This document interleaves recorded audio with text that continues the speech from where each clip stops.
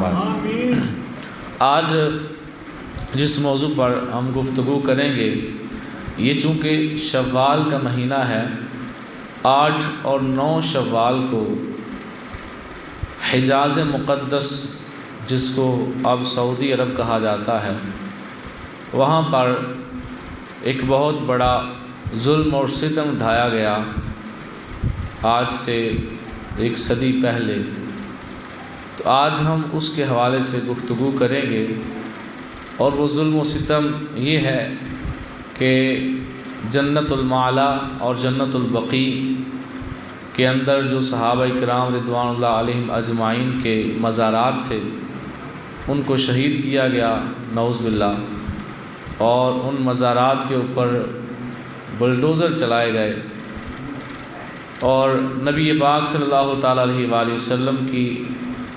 سگی بیٹی حضرت سیدہ فاطمہ الزہرا رضی اللہ تعالیٰ عنہا، آپ کا بھی مزار پاک جنت البقیع کے اندر موجود تھا، اس کو بھی شہید کر دیا گیا، اور نبی پاک علیہ الصلوۃ والسلام کی امی جان حضرت سیدہ آمینہ رضی اللہ تعالیٰ عنہا، آپ کے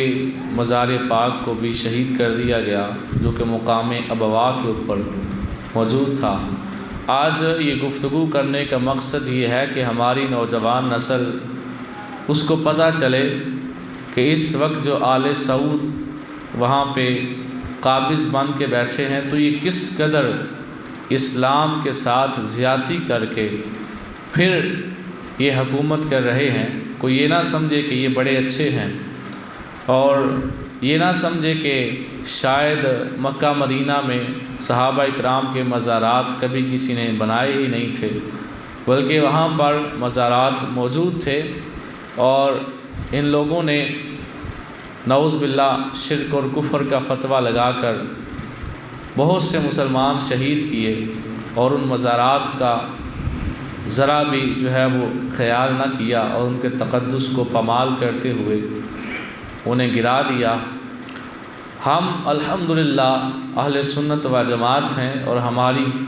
پوری تاریخ ہے، یہ ایک الگ موضوع ہے۔ اگر کوئی کہے تو ہم اللہ کے فضل و کرم سے نبی پاک صلی اللہ تعالیٰ علیہ وآلہ وسلم کے مبارک دور سے لے کر اس موجودہ دور تک ہر صدی کے اندر اہل سنت و جماعت کا وجود ثابت کر سکتے ہیں۔ یہ اللہ کا فضل و احسان ہے۔ تو حجاز مقدس کی پاک سرزمین، اس کے اوپر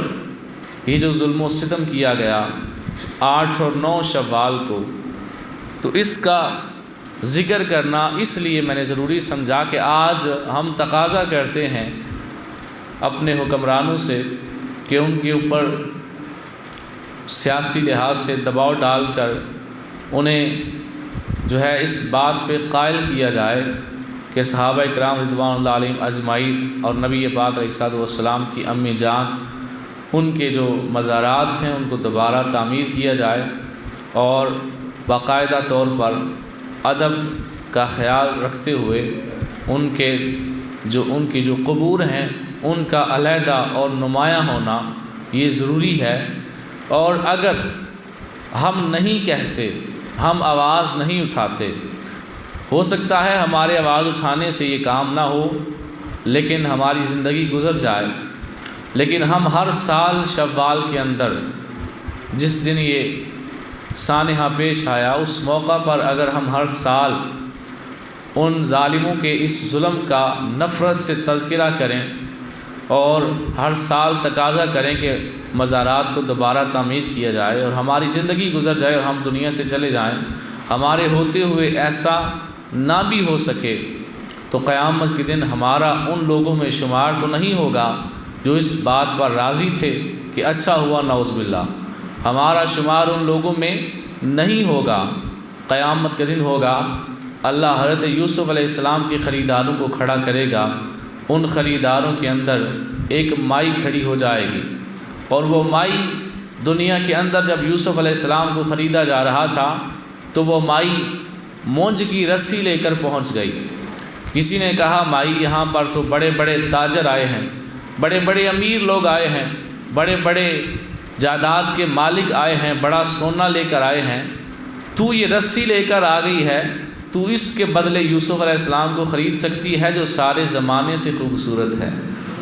اس سے کیسے خرید سکتی ہے؟ تو مائی نے کہا تھا مجھے پتہ ہے میں خرید نہیں سکتی، لیکن میں آ گئی ہوں، لائن میں لگ گئی ہوں، قیامت کے دن اللہ یوسف علیہ السلام کے خریداروں کو کھڑا کرے گا، ان میں نام تو میرا بھی آ جائے گا، نام میرا بھی شامل ہوگا۔ صرف اس نیت سے آج ہم اس موضوع پر گفتگو کرنا چاہتے ہیں، بلکہ ایک اور حدیث پاک ذہن میں آ گئی۔ ام المومنین سیدہ عائشہ صدیقہ رضی اللہ تعالیٰ عنہا کے پاس ایک عورت آتی ہیں اور دیکھتی ہیں کہ گھر کے اندر ایک نیزہ پڑا ہوا۔ وہ کہتی ہیں ام المومنین آپ ایک خانہ دار عورت ہیں، گھر کے اندر رہنے والی عورت ہیں، آپ کا نیزے کے ساتھ کیا کام؟ آپ نے کوئی جنگ تو نہیں لڑنی ہوتی، آپ کا نیزے سے کیا کام ہے؟ ام المومنین ارشاد فرماتی ہیں، حضرت سیدہ عائشہ صدیقہ رضی اللہ تعالیٰ عنہا سچے مومنوں کی سچی امی جان، آپ فرماتی ہیں کہ ہاں میں جنگ نہیں لڑتی، لیکن میرے آقا علیہ الصلوۃ والسلام نے فرمایا تھا کہ جب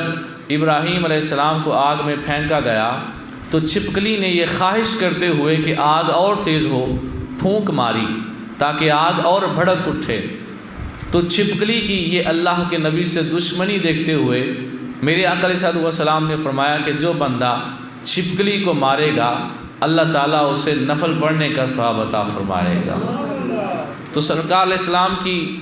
بیوی اور ہم سب کی ماں ام المومنین سیدہ عائشہ صدیقہ، اب آپ کا جملہ سننا، وہ عائشہ صدیقہ جن کے بارے میں نبی پاک علیہ الصلوۃ والسلام سے سوال کیا گیا، حضور بتائیں آپ کو کائنات میں سب سے زیادہ پیار کس سے ہے؟ تو میرے آقا نے فرمایا مجھے عائشہ سے سب سے زیادہ پیار ہے۔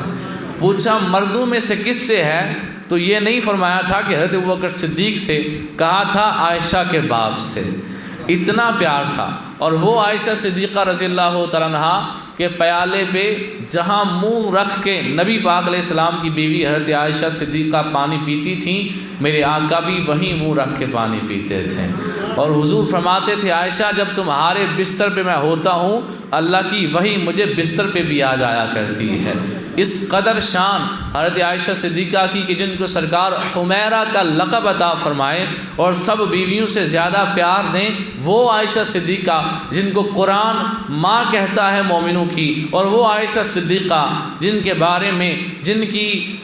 سچائی اور جن کی پاک دامنی کے بارے میں سورہ نور میں باقاعدہ آیات نازل ہوئیں، اتنی شانوں والی سیدہ عائشہ صدیقہ آپ کہتی ہیں میں چھپکلیاں اس لیے مارتی ہوں، قیامت کے دن اللہ تعالیٰ ان لوگوں کو کھڑا کرے گا جنہوں نے کسی نبی کی عزت پر پہرا دیا تھا، تو میں بھی اٹھ کے کھڑی ہو جاؤں گی، میں کہوں گی مولا میری چھپکلیوں سے کوئی ذاتی دشمنی نہیں تھی، میں چھپکلیوں کو صرف مارتی تھی ابراہیم علیہ السلام کی وجہ سے مارتی تھی،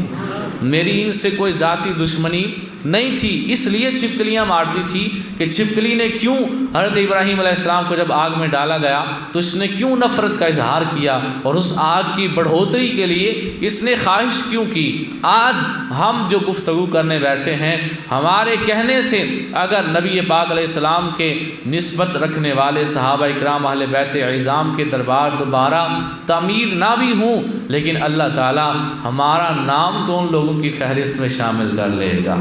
تو لہٰذا آج اس موضوع پر اس لیے گفتگو کرنا ضروری تھا